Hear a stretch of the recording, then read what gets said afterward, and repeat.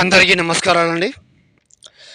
శత్రువుని శాశ్వత అంకితం శూలం కంఠం సంహరణం యాగం చాదబడి కనివిష్టం మూల దిష్టు నివారణం మూలం ఏకం కంఠం దివే దివే నాశనం సంహరణం ఏకం శత్రునిలఖండం మంత్రశూలం కరియే కరియే సంహరణం నాశనం మహాకాళీదేవి యక్షం.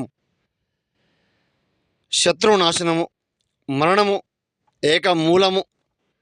మీరు శత్రువుతో ఎంతలాగా ఇబ్బంది పడుతున్నారో తిరిగి మళ్ళీ వాళ్ళ మీద తిప్పికొట్టే ఏకశూల కంఠం సర్వనాశనం, మరణం మూలం, నివారణం, మంత్రప్రతిష్టం చేయడం జరుగుతుంది.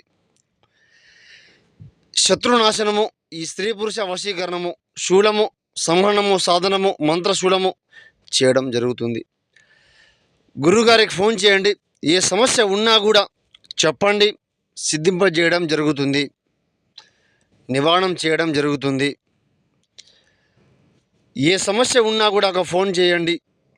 మూలము, మరణము, కంఠము, మీరు శత్రువు బారి నుంచి బయటికి రావాలి అంటే గురుగారి దగ్గర మీకు పని ఇవ్వడం మాత్రం జరుగుతుంది. ఫోన్ చేయండి అమ్మా.